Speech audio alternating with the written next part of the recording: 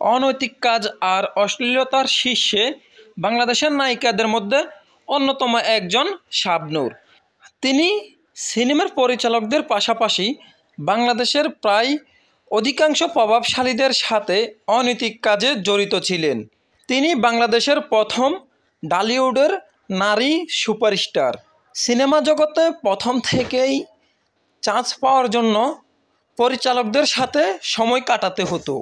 এছাড়াও তিনি বেশ কিছু এমপি মন্ত্রীদের সাথেও সময় কাটাতেন বলে গোপন সূত্রে জানা গিয়েছে। নায়িকা শাবনূরের আসল নাম কাজী শারমিন নাহিদ নূপুর।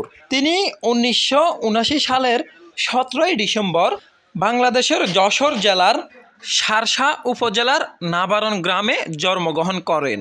শাবনূরের প্রথম চলচ্চিত্র 1993 সালে চাঁদনি রাতে মুক্তি পায়। তিনি উচ্চতায় 5 ফুট 3 ইঞ্চি। তিনি তারকা জরিপে অভিনেত্রীদের মধ্যে টানা 10 বার সেরাদের সেরা হিসেবে পুরস্কার লাভ করেন। 90 দশক থেকে আসা তারকাদের মধ্যে এখন পর্যন্ত সবচেয়ে জনপ্রিয় অভিনেত্রী তিনি। 2005 সালে 2 নয়নের আলো চলচ্চিত্রে অভিনয় করে জাতীয় চলচ্চিত্র পুরস্কার লাভ করেন। বাংলাদেশের ইতিহাসে সবচেয়ে জনপ্রিয় নায়িকা শাবনূর। সালমান শাহের সাথে জুটি বেঁধে তিনি সফলতা লাভ করেন।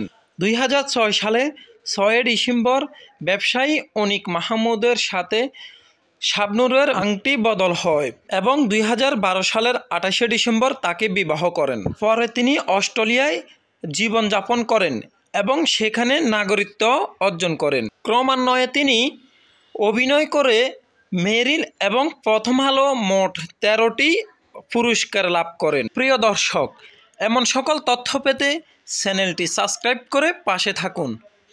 ধন্যবাদ।